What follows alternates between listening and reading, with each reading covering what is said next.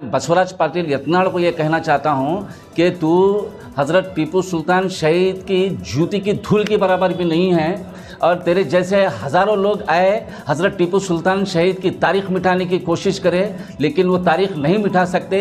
सिर्फ कर्नाटका स्टेट नहीं, पूरी दुनिया भर में हज़रत टीपू सुल्तान शहीद को सलाम करते हैं और उनका एहतराम करते हैं। जो हज़रत टीपू सुल्तान शहीद जो लड़ा था सिपाहियों की तरह, भारत में ऐसा बादशाह पैदा ना हुआ, रूह तो हुई तन से जुदा, हाथ तलवार से जुदा ना हुआ। हिंदुस्तान की सबसे बड़ी पार्टी का स्टेट प्रेसिडेंट है, तो तेरे को शर्म आना चाहिए कतील को कि यहाँ पर जो बीजेपी की हुकूमत थी पिछले कई 3 साल से, तो वो आप लोगों ने क्या कारनामा दिया है, क्या आप लोगों ने अवाम के लिए काम किया है, पहले वो बताओ। ये अगर ये हटाने के लिए, ये डाइवर्ट करने के लिए हज़रत टीपू सुल्तान शहीद और शिवाजी सावरकर के बीच में एक कंपटीशन पैदा कर रहे हैं। ये इनकी औलाद है, ये इनकी औलाद है, ये नहीं, ये तमाम लोग इस मुल्क के लिए कंट्रीब्यूशन करने वाले लोग हैं। शिवाजी की बात रहने दो, चाहे ये हज़रत टीपू सुल्तान शहीद की बात रहने दो, लेकिन सावरकर की जहाँ पर बात आएगी, मैं वो भी कहना चाहता हूँ कि सावरकर अंग्रेज़ों की जासूसी करने वाला, अंग्रेज़ों के जूते चाटने वाला, आज उसको वीर कहा जा रहा है। बड़े अफसोस की बात है। बसनगौड़ा पाटिल यत्नाल का एक बयान आया जिसमें लोगों को जो है लोगों के दिमागों में जहर फैलाने का काम कर रहा है और अवाम को शिवाजी और हज़रत टीपू सुल्तान शहीद के नाम पर तकसीम करने की कोशिश कर रहा है। जहाँ तक शिवाजी और हज़रत टीपू सुल्तान शहीद अपना एक मुकाम रखते हैं और ये लोग अपनी सियासी मफाद के खातिर यहाँ पर ये बेतु के बयानात दे रहे हैं, तो मैं बसवराज पाटिल यत्नाल को ये कहना चाहता हूँ कि तू हज़रत टीपू सुल्तान शहीद की जूती की धूल के बराबर भी नहीं है और तेरे जैसे हज़ारों लोग आए हज़रत टीपू सुल्तान शहीद की तारीख़ मिटाने की कोशिश करें, लेकिन वो तारीख़ नहीं मिटा सकते। सिर्फ कर्नाटका स्टेट नहीं, पूरी दुनिया भर में हज़रत टीपू सुल्तान शहीद को सलाम करते हैं और उनका एहतराम करते हैं। और बड़े अफसोस की बात है, बसवराज यत्नाल पाटिल जैसे कुछ लोग जो कम जहन रखने वाले लोग ऐसे बेतु का बयान देकर ये साबित करने की कोशिश कर रहे हैं, बदनाम करने की कोशिश कर रहे हैं। तो मैं उनको ये कहना चाहता हूँ कि ये एक वाहिद बादशाह है पूरे हिंदुस्तान में जो अंग्रेज़ों के साथ जंग लड़ते लड़ते अब शहीद हुए, तो वहाँ पर दूसरे कोई भी बादशाह नहीं हुए, अंग्रेज़ों के साथ कोई नहीं लड़े।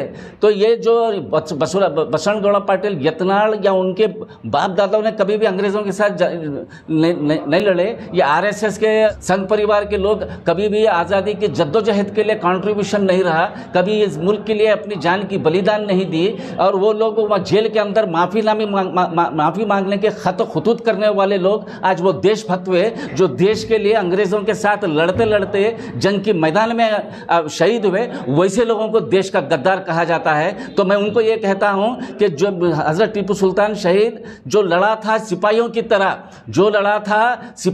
तरह, भारत में ऐसा बादशाह पैदा ना हुआ, रूह तो हुई तन से जुदा, हाथ तलवार से जुदा ना हुआ। ऐसे बादशाह के ताल्लुक से अगर आप बोलते हैं तो बड़े शर्म की बात है, बड़े अफसोस की बात है। बसवराज पाटिल यत्नाल को हम ये कहना चाहते हैं कि तेरे बड़े बड़े बात जो ठहर कर कह रहा है, तेरी औकात नहीं। और मैं उनको दूसरे भी, वो कतील जो बीजेपी का प्रेसिडेंट है, इस इलेक्शन के अंदर यहाँ पर 2 मजहब के बीच में दरार पैदा करने की कोशिश कर रहा है। तो कतील है एक पॉलिटिकल पार्टी का, हिंदुस्तान की सबसे बड़ी पार्टी का स्टेट प्रेसिडेंट है, तो तेरे को शर्म आना चाहिए कतील को कि यहाँ पर जो बीजेपी की हुकूमत थी पिछले कई 3 साल से, तो वो आप लोगों ने क्या कारनामा दिया है, क्या आप लोगों ने अवाम के लिए काम किया है, पहले वो बताओ। ये अगर ये हटाने के लिए, ये डाइवर्ट करने के लिए हज़रत टीपू सुल्तान शहीद और शिवाजी सावरकर के बीच में एक कंपटीशन पैदा कर रहे हैं। ये इनकी औलाद है, ये इनकी औलाद है, ये नहीं,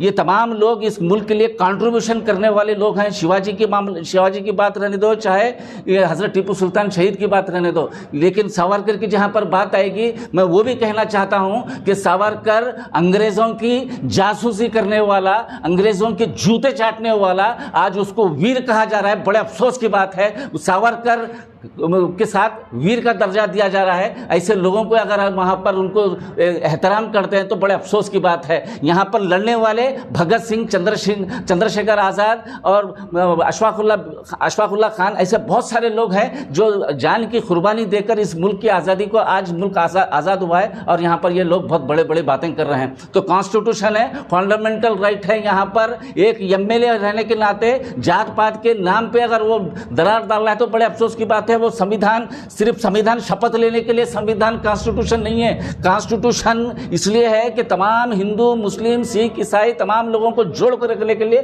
कॉन्स्टिट्यूशन है। और ये मुल्क हमारा सेकुलर है। जात पात के नाम पे हम नहीं बांट सकते, हम अलग ये जात वो जात के ऊपर नहीं कर सकते। नहीं तो वो कॉन्स्टिट्यूशन के अंदर से सेकुलर वर्ड निकाल के बताओ, देखेंगे। बेसिक स्ट्रक्चर को आप धक्का नहीं दे सकते क्योंकि आप बाबा साहब अम्बेडकर का जो संविधान है वो संविधान को नहीं मानते, इसलिए संविधान की मुखालिफत के तौर पे आप लोग ऐसे बयान दे रहे हैं। अस्सलाम वालेकुम व रहमतुल्लाहि व बरकातहू।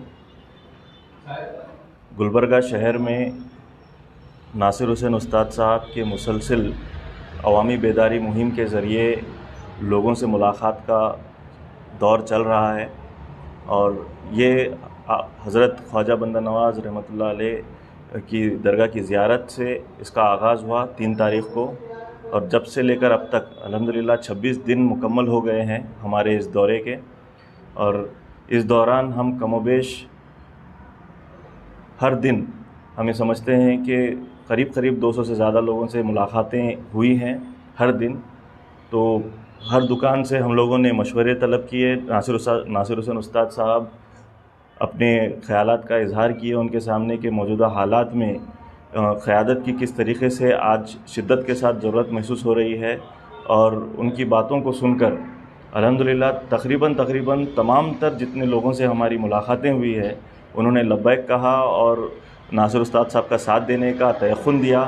और ये बात की वजाहत भी की कि आज के हालात के हिसाब से, हालात के तनाजुर में नासिर हुसैन उस्ताद साहब जैसे शख्स की असम्बली में बात करने की ज़रूरत बहुत ज़्यादा है। असम्बली में बात करने की ज़रूरत बहुत ज़्यादा है और मसाइल मिल्लत के इतने ज़्यादा हो गए हैं जिनको हल करने के लिए एक मज़बूत आवाज़ का वहाँ पर पहुँचना बहुत ज़रूरी है। आज इस बात का एहसास पूरे इलाके के लोगों को है कि हैदराबाद कर्नाटक में अगर कोई एक मज़बूत आवाज़ है जो मिल्लत के हक़ में बात कर रही है तो वो नासिर हुसैन उस्ताद साहब हैं। और इस बात का एहसास तमाम तर गुलबर्गा शहर के शहरियान को भी है और इस बात का खुलासा भी वो लोग तकरीबन कर रहे हैं।